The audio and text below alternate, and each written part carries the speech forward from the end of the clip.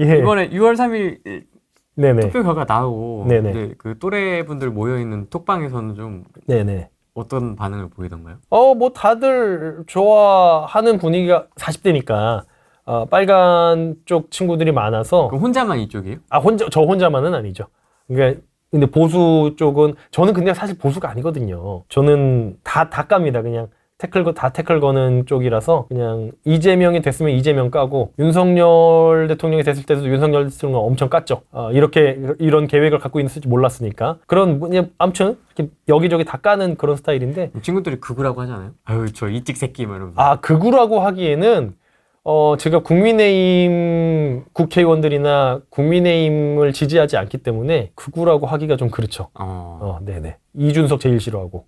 네. 이준석은 왜 싫어하세요? 이준석이 지금 이제 앞으로 있을 내각제 페르소나가 이준석입니다. 대통령제를 지금 저희는 실시하고 있지 않습니까? 네네네. 그 내각제로 관련 세력들도 분명히 있고, 예. 좀 대통령제를 유지하려는 세력도 있고, 그다음에 4년 중임제를 또 네. 후원하는 세력도 있고 이렇게 좀 달라지는 것 같은데 예. 이거 어떻게 좀 바라보면 좋아요? 일단 그냥 쉽게 생각하면요. 내각제는 대통령을 우리가 계속 뽑지만 대통령은 대외적인 정책만 하는 거예요.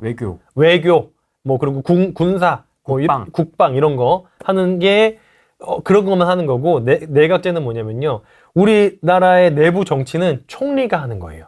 그래서 양원화되는 겁니다. 이제 대통령은 외부적인 이제 영업직인 거죠, 영업직. 외무부, 내무부 이렇게. 그렇죠. 그런 식으로 되는 거죠. 그리고 총리는 이제 내정에 이제 그 책임이 되는 건데. 집안 살림. 그렇죠. 이제 행정부에 그래가지고 장이 총리가 되는 거잖아요.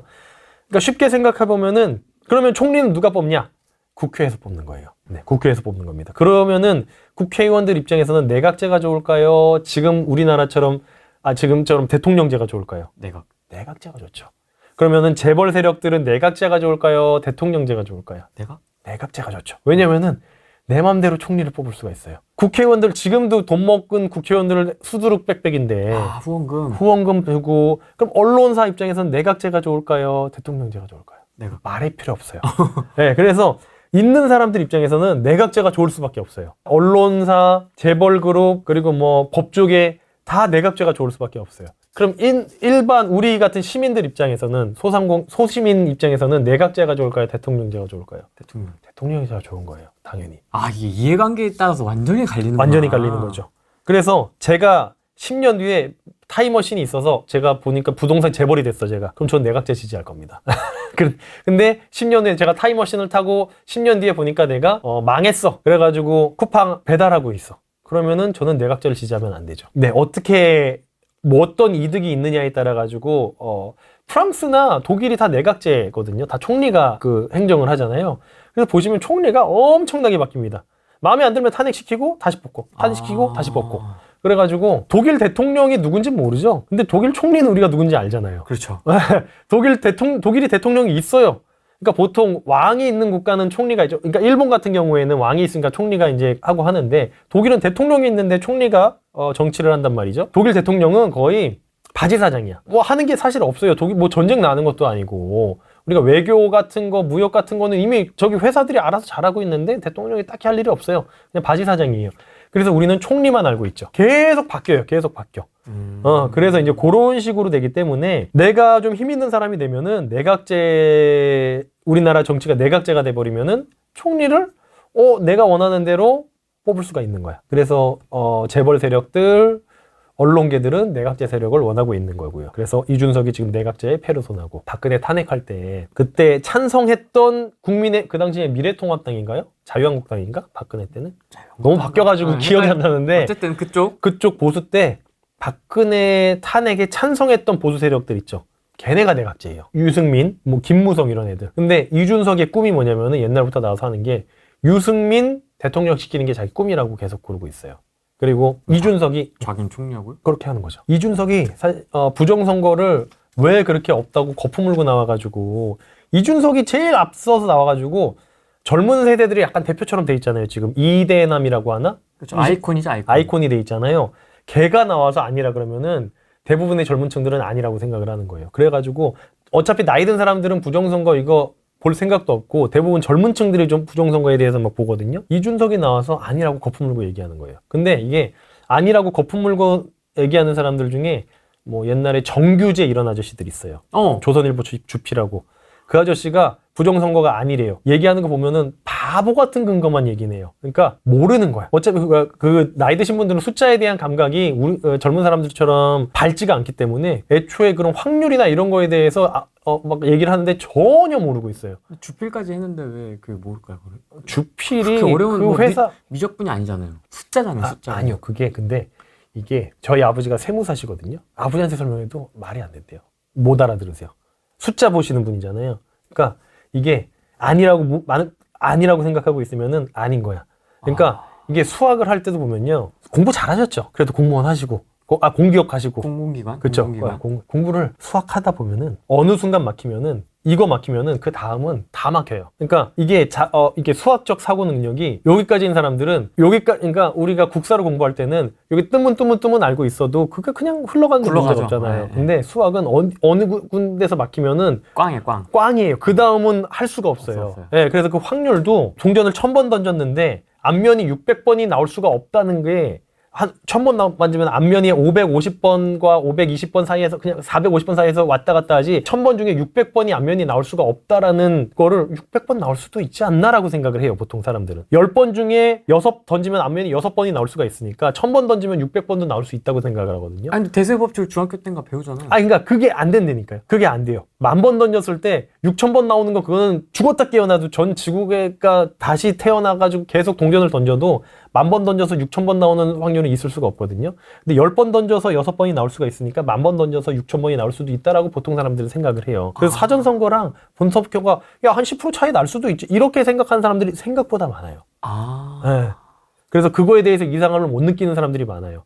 근데 수학적으로 어느 정도 감각 있는 사람들은 말도 안 되네. 그냥 보면 바로 보이는 거예요. 근데 모르는 사람들은 이게 어때서가 되는 거예요. 그래서 거기서부터 차이가 확 갈려서 그래서 제가 저번부터 말씀드린 게 모를 수도 있다. 모르는 건 전혀 잘못이 아니야. 근데 알면서 아니라고 얘기하는 거는 진짜 나쁜 놈이고 몰랐다고 해서 그걸 까보자고 하는데 그거 반대하는 놈 진짜 나쁜 놈이고 라고 그래서 그때 말씀드렸던 거고 이준석은 그래도 하버드잖아요. 하버드가 공대가 그렇게 뭐 좋은 학교 좋지는 않지만 하버드는 문과가 좋은 학교니까. 그래요? 그래도 명문대 아닙니까? 세계 최고의 대학 아닙니까? 그거는 하버드 법대, 하버드 비즈니스 스쿨, 하버드 철학과 이런 거. 걔네들은 다 나눠져 있잖아요. 하버드 공대는 30위 안에 못 들어갑니다.